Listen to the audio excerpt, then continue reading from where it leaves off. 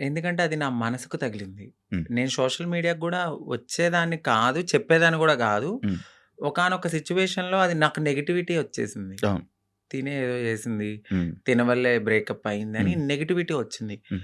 So, నేను నిజం చెప్పాలంటే నేను ఒక ఓపెన్ బుక్. ఆ హ్మ్. విషయంలో అయితే తనకి నేను చాలా ఓపెన్‌గా అన్నీ చెప్పే చేసుకున్నాను. హ్మ్.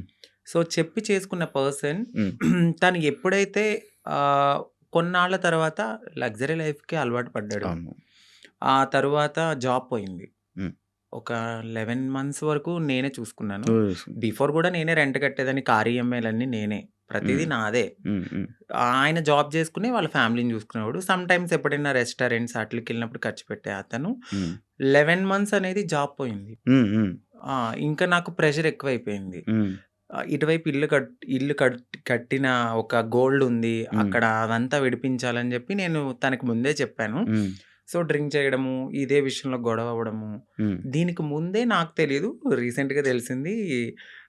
నన్ను మ్యారేజ్ చేసుకున్న 3 మంత్స్‌కే వేరే అమ్మాయిలతో కూడా ఉన్నారని చెప్పారు. హ్మ్. సో, ఆ రికార్డ్స్ కూడా నా దగ్గరున్నాయి. హ్మ్. బట్ నేను ఎందుకంటే అంతా అయిపోయిన తర్వాత మనకు అనవసరం హ్మ్. అనిపించింది. హ్మ్.